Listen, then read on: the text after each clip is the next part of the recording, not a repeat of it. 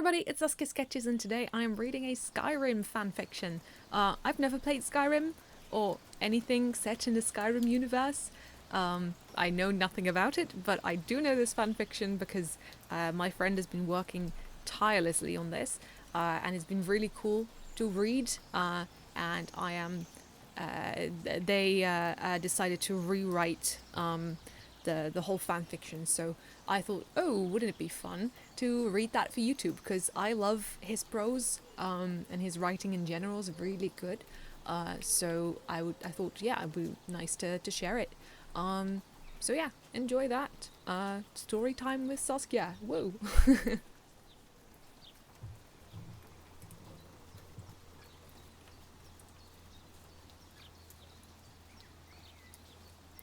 The Dying of Light by Marazai Pond.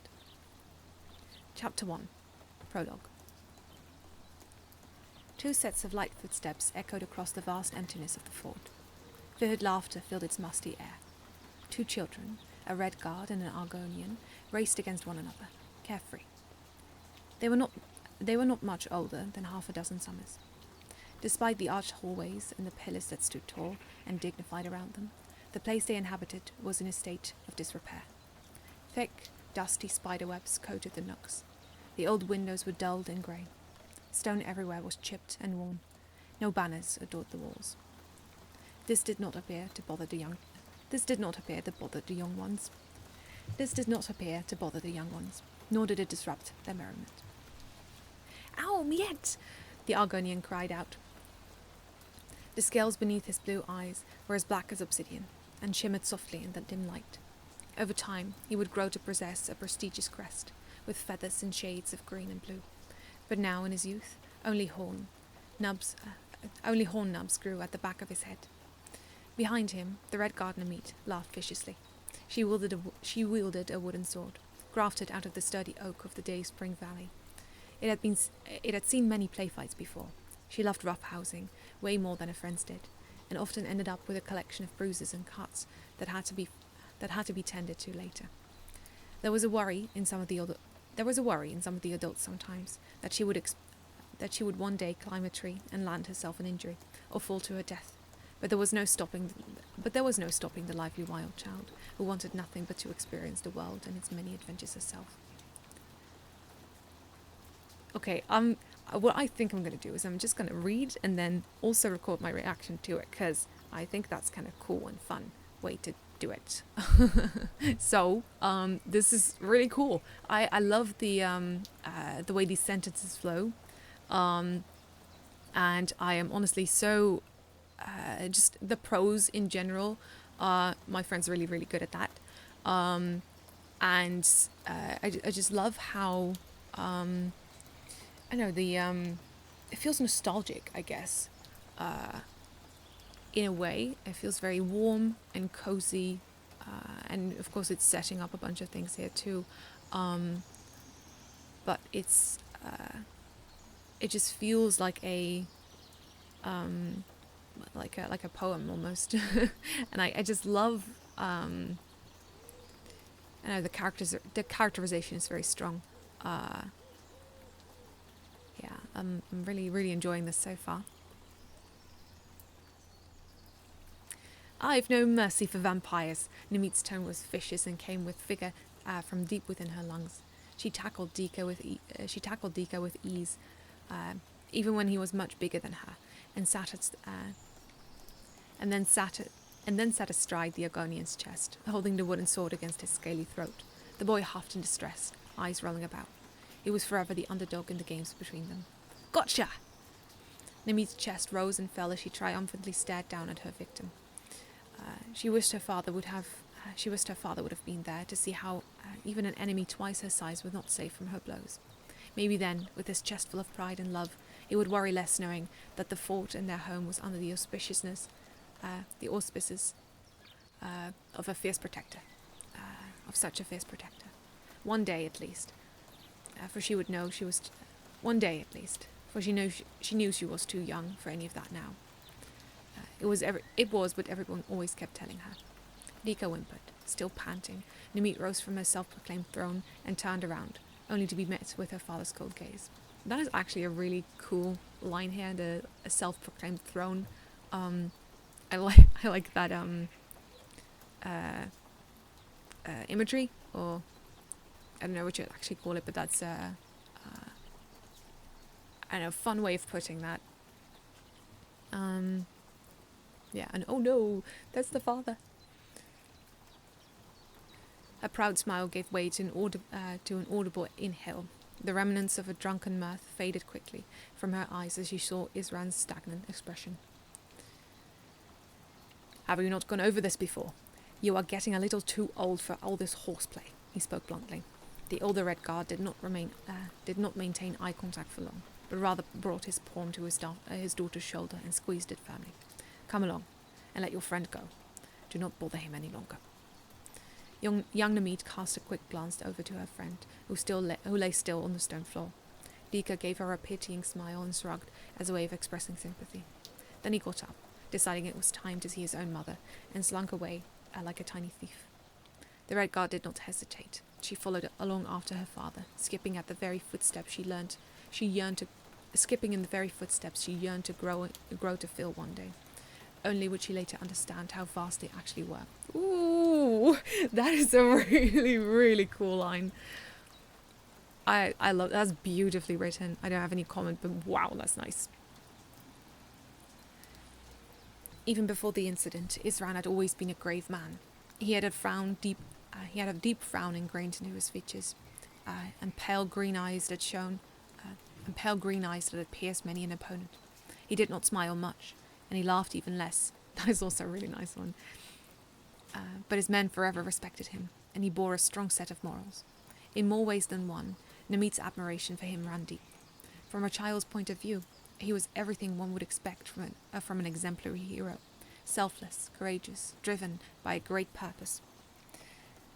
Her world was still consumed by simplicity, black and white, without a sliver of grey. Such was the cost of innocence. Oh, I like that too. Man, my friend's prose is so strong, dude. I highly recommend just reading this on your own as well. The winter's cold, pale light infiltrated through the fort's windows, reflecting off the airborne dust that danced all around them. The night had birthed frost flowers along the lower glasses, and Amit wished she could run. The night had birthed frost flowers along the lower glasses, and Amit wished she could run and climb up the windowsill, to press her nose against them, and wonder what lay behind the Philothy mountains. She was a pretty imaginative child, and her ideas ranged from gold-hoarding dragons to the clashes of stormcloaks and the Imperial army she had only heard tales of. All her life, or at least as long as she could remember, she had spent trapped inside these stone walls, secluded from the rest of civilization, forced to dream about things that many had normal. Namid had been told it was for the greater good, that the world beyond was perilous and out of bounds, and yet not a warning could tame the restlessness of her spirit. Oh wow, that is also, it just characterizes her so well as this like free child, this wild and untamable just desire for exploration, and just to see what's out there, back when, you know, she was still small and innocent, and untainted by the world, and still, you know, just kind of kept like an animal in a cage that needs to run free. But one has been born in a cage, so it has this need to run free, but just doesn't understand why or what it would even be like. It's really sad. The curiosity would not find a place to settle inside of her, and it had forever concerned her father. Yeah, exactly. That like sums it up very well, I think. She glanced over at Isran's looming figure. Their forms cast shadows across the ground. "This ends now. I will see to it at once," he said. "Vampires are no laughing stock. They make for an unconventional joke." Like venom on the older Redguard's tongue, his words were spat out. His fingers found their way to his neck, grasping the amulet of Stendar that he wore. It was the last and only reminder of his home, and the massacre that had taken place before his resignation.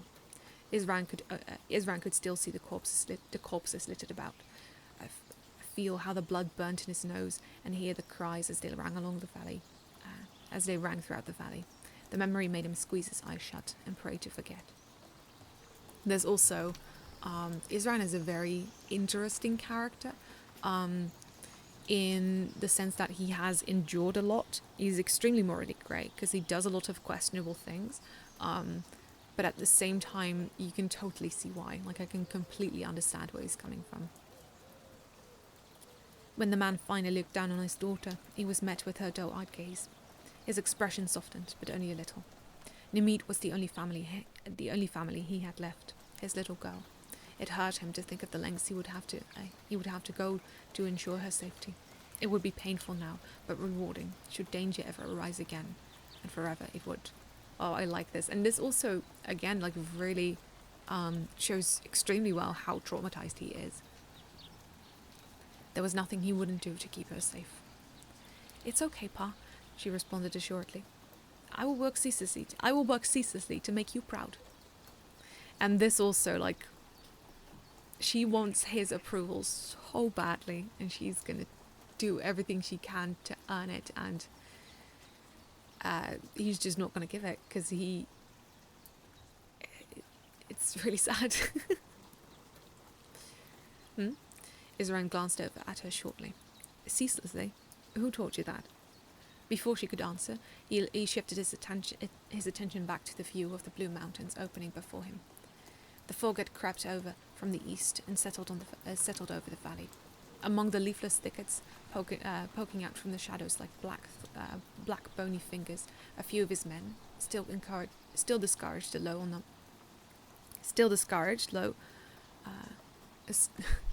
I can read, I promise. Let's see. Fog had crept over the... I was just thinking, like, oh, this prose is so beautiful, and the way that this is described is so nice, and then I just stumble over my words, as I always do. But that's okay. Fog had crept over from the east and settled over the valley. Among the leafless thickets poking out from snow like black, bony fingers, few of his men, still discouragingly low on numbers, practiced against dummies in the training ground. That was almost acceptable. Sweat and sawdust flowed where they smoked. His brow furrowed further. The future of the guild was bleak, but it was the only purpose he had left to serve, and he was willing to die for it, eschewing all the lazy, preventable mistakes that had taken his wife to an early grave. This time he would not fumble. That is a beautiful paragraph, and I'm sorry that I stumbled through it. "You cannot do much with pride," he said calmly. "You cannot eat it, and you cannot wield it. And once you give it too much power, it makes you into a fool. Understand?" But Isran's moral lesson came to a premature end when a voice sounded from behind them. Clearing his throat to draw their attention, a middle-aged Nord came into sight. "Sir," he spoke. His reference towards his commander was apparent. "We have captured her." Isran's hearing was filled with a rush of blood as it gushed upwards, reducing his thoughts to silence. When he finally felt the need to speak, he did so with a voice colder than a glacial lake, and more alien than his daughter had ever heard before. Even if Nimit still couldn't see a change of expression upon him, she sensed his agony, and she felt sick in her tiny stomach. "Take us there." He nodded approvingly. His jaw tightened as he spoke to his daughter, then, barring eye contact. "It is time we begin your training." The three of them left the hall and trod swiftly around the round foyer. Every now and then, Nimit would peek through the holes of the metal railing, observing as the ground remained below them. She was not afraid of heights. She was not afeard of heights, but in that moment of dim daylight, the first floor became engulfed by darkness, which did make her boggle. The lantern that the Nord was carrying shed a soft, warm glow on the holes. There was an eerie feel to the air, and the girl tried to brush it off by playing pretend with the shadows cast upon them, imagining hares, elk, and wolves running alongside her. The thought of friendly woodland beasts made the younger Redguard feel a lot safer. I love that, because, I love animals, but yay, that's a really, kind of really sad, honestly, because she is so gentle and innocent, like a childlike, because she's a kid, and this is not good for her. But she is gonna still, even in the midst of fear, she's still holding on to what makes her safe, what makes her feel safe. But you can already see the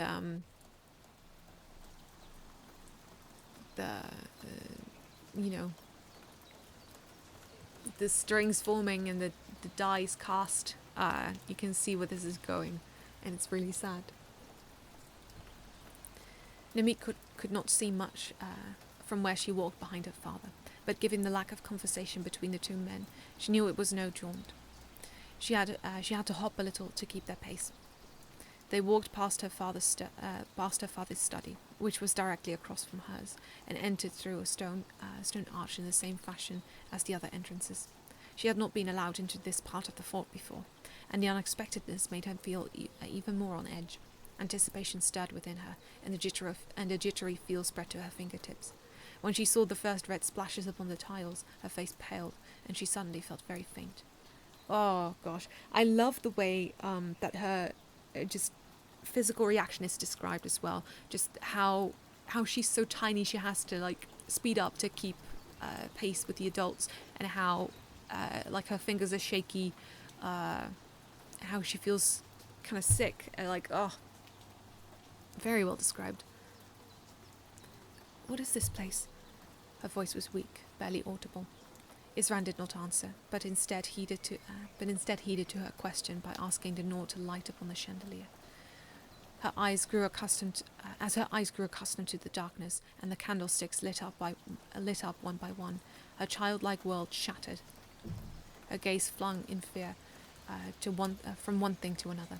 Unclean skulls laden upon the shelves, a whole ribcage lying open on the wooden table, blood everywhere, on the ground, the walls, and the furniture. Before the wall in the back, there was a strange machine, equipped with worn leather straps and shiny metallic buckles, and it was another thing entirely that struck her attention. A life form lay tied to it, a vampire. This Namit knew without asking. Her fangs were bared as a threat, only eyes burning more fiercely than her hunger. Bleat all you want. No one will hear you here. Isran spoke in a tone so frenetic that his daughter could still hear it clear as day years after.